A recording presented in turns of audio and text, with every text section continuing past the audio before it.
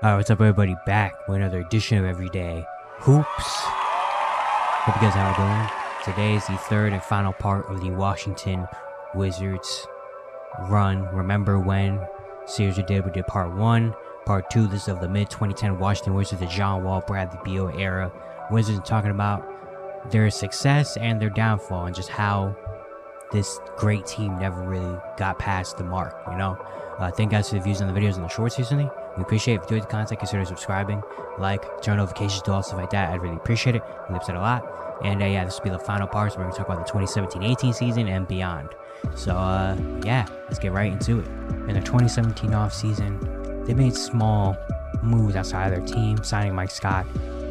They did lose out some guys as Bojan Bogdanovic. Their trade line acquisition would leave, and Trey Burke also left as well. Their real moves came during the offseason with their own players. And that's kind of where the Washington Wizards took a turn. Their first move was with restricted free agent Otto Porter. Porter was coming off a really good 2017 season where he shot 43% from 3, was a really good defender, and one of the better young two-way wings in the league.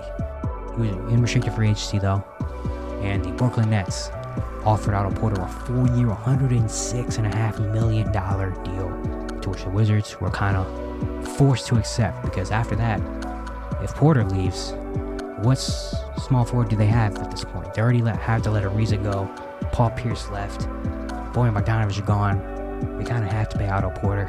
So Otto Porter gets 4 years $100 million. But they will not stop there, as of course, John Wall, coming off the best season of his career, 23 and 10 assists, All-NBA third team, leading them to one win away from a conference finals appearance. The Wizards decided they needed to give John Wall his bag, as he got a 4-year, $171 million extension. But at the time, it looked good. I mean, Wall was still only 26, 27 years old, just getting to the prime of his career, coming off an amazing season like that. I mean, come on, right? The Wizards had a really solid start to the 2018 season, starting 10-8. Wall would suffered a small knee injury. He would miss the next 9 games, to which the team would go 4-5. Throughout the rest of the first half of the season, they would go on little streaks here and there. They went 9-3 after John Wall came back to go to 23-16, to go 4th in the East, and then went on a 3-6 run to where they fell to 26-22, 5th in the Eastern Conference. On January 25th, in the game against the Oklahoma City Thunder, John Wall would play 35 minutes, finish with 21 points and 12 assists. After that, it was determined that Wall had some troublesome knee problems. A few days later, it was announced that he would have to miss some time during the year because his left knee was having troubles. Earlier in his career, Wall did have some knee issues, but the last few years, it wasn't really catching up with him until now. And ironically, in the first year of a new extension, the injury started to catch up with him. Wall would then have to miss the next 27 games of the Wizards. 27 games, that is a huge part of the regular season. But it looked like the Wizards didn't really care. They went 7-2 after it was announced Wall would miss some time, and ended All-Star break with a 33-24 record, 4th in the Eastern Conference. Bradley Beal was taking a big step. A lot of other guys got some opportunity to play and really show themselves now with John Wall out. So as long as they could hold the fort down until their All-Star came back, things would look great. And even look even better coming out of All-Star break. They won 3 of their first 4 games and went to 36-25, 4th in the Eastern Conference. But then things started to go downhill from there. They then went 5-9 after that to drop the record of 41-34, dropping to 6th in the East. But then John Wall would return in a game against the Charlotte Hornets on March 31st, 2018, which is a little bit left to go in the season. They won that game 107-93. But then after that win, they would lose the next 4 games after that, with Wall only played in 2. Wall was in and out of the lineup the last few games of the season because it was late in the regular season. They already kind of knew they were going to be in the playoffs, so let's not force John to really have to go all out until the playoffs hit. But the Wizards would go on a 4-game losing streak to drop their record down to 42-38 and fall all the way to 8th in the Eastern Conference. They were 4th at the All-Star break and now 8th with just a few games left to go. The Wizards would eventually finish 43-39 in 2018, 8th in the Eastern Conference. It wasn't all bad though. Bradley Beal took another big step as him being one of the primary guy, having the ball in his hands a lot more, He had a really good season, averaging 22 points, 4 rebounds, and 4.5 assists with a steal, while shooting 46% from the field. Wall would only play in 41 games in 2018 and averaged 9 points, 3 rebounds, and 9 assists with a steal and a block. Otto Porter, in the first year of his new extension, averaged 14.5 points with 6 rebounds, 2 assists, and a steal, shooting 50% from the field and 44% from 3. Kelly Oubre, now in his third season, got a lot more opportunity and provided a lot of energy off the bench, averaging 11 points and 4.5 rebounds with the steal per game, and Markieff Morris averaged 11.5 points and 5 rebounds on 36% shooting from 3. The Wizards were finished kind of average in both offense and defense, the 14th ranked offense and the 15th ranked defense in the league, guys. Of course, the Wall missing a lot of time, that offense really kind of hit. As the 8th seed, they would get a matchup with the number 1 seed in the Eastern Conference, the Toronto Raptors. Raptors coming off their best season in franchise history, winning 59 games. And this Raptor team was very dangerous. DeMar DeRozan, Kyle Lowry, Serge Ibaka, Jonas Valanciunas. This team, with their bench the way it was as well, this looked like a really strong team in the East. And Washington was going to have their hands full. In Game 1, even though Washington had a big second quarter, they would go cold in the second half, and Toronto would win Game 1 at home 114-106. John Wall had 23 and 15 assists, while Markieff Morris at 22, 11, and 6, and Bradley Beal at 19. The Raptors would take advantage of the second half and go up 1-0. But the Wizards had a chance to tie this series up at 1 going back home. But unfortunately, that didn't happen, as the Raptors put up 44 points in the first quarter, and led by DeMar DeRozan's 37, the Raptors would handle Washington in Game 2 130-119. John Wall put up 29 points, and the bench for Washington was actually really good, putting up 63 of the 119 points for Washington. But the Raptors' big first quarter, it just was not enough. The Wizards were down 2-0 going back home. They needed these 2 games if they wanted any chance of pulling off an upset.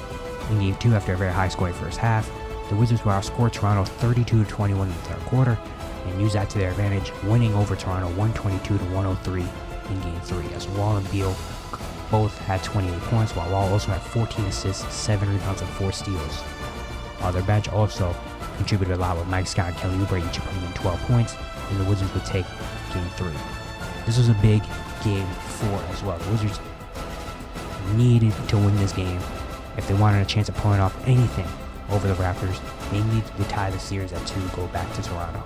In Game 4, the Raptors held the lead for most of the first half, and in the third quarter, once again providing a big difference as the Wizards put up a 40 spot in the third. And in the fourth quarter, even though it looked like the Raptors would take away with it, John Wall and the bench, guys like Kelly Oubre and Otto Porter, would be big factors late in this game, as they would hit some big shots and clutch free throws, as the Wizards would win Game 4 106-98 and tie the series up.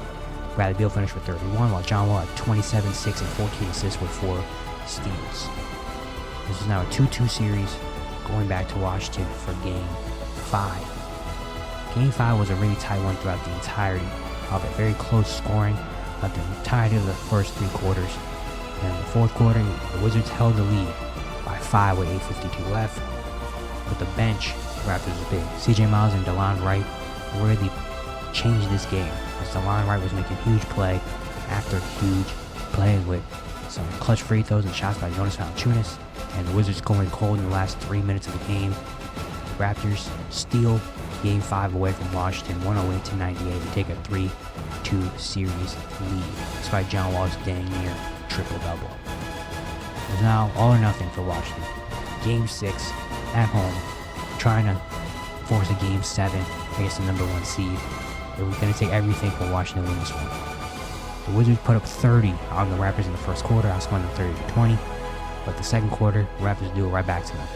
After a close third, the fourth quarter was the difference maker, as Toronto outscored Washington 29-14 in the fourth, as the Wizards just would go cold. Beside John Wall and Bradley Beal, no one else could really do much. And the Raptors would win Game 6 102-92 and eliminate the Washington Wizards. Despite Bradley Beal put up 32 points and John Wall putting up 23, just was not enough, and the Raptors would go on to defeat the Wizards. This was a tough time for Washington. I mean, in the playoffs for 4 of the last 5 years, having a really good young team, but just being so close, and not being able to make it to the conference finals or anything like that, despite how good this team was. I mean, honestly, looking back at it, these teams are even better than I thought they were a little bit. Like, John Wall was really dishing and diming and making this team so good, and Bradley Beal being a secondary to him was great. And they had some really good role players. Marcin Gortat was solid. Otto Porter really came into his own. Guys like Markieff Morris, Kelly Oubre, even like Ty Lawson, and some really solid names off the bench. This was tough for Washington to lose this one in 6 and even being an 8 seed. You know, like 2 of the last 3 seasons, they have really disappointed. Even though they had an amazing year in between that. It was really tough.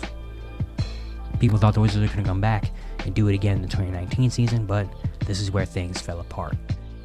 John Wall suffered an Achilles injury throughout the 2019 season and only played in 32 games in 2019. Otto Porter also would only play in 41 games due to injury. The Wizards also had a big turnaround in their roster. Marcin Gortat was traded in the offseason to the LA Clippers. Markieff Morris would only play in 34 games in 2019. They made a lot of trades. 25 different players played on the Wizards in 2019 because of injury problems. And the Wizards finished 2019 with a 32-50 record, missing the playoffs. And after that, John Wall was eventually traded after the 2020 season, where they won 25 games, to the Houston Rockets for Russell Westbrook. They did make the playoffs in 2021, even though they only won 34 games. They made the playoffs in 2021 when they lost in 5 games to the Philadelphia 76ers in the first round. And that would be the last playoff appearance for the Wizards. They have not made it the past 2 years, and now with how the Wizards look now, they're probably not going to be able to make it for a little while. But yeah, that's it for today. Hope you guys enjoyed. That was the end of the Washington Wizards John Wall run, man. Really exciting to look back on some of the games and how kind of fun this team was. You know? But hopefully, but it's probably going to be a team that's going to be forgotten about in the next few years. That's it for today. Hope you guys enjoyed. Once again, if you enjoyed the content, consider subscribing, like, turn notifications on, also like that. I'd really appreciate it. We've said a lot. And yeah, I'll see you guys tomorrow.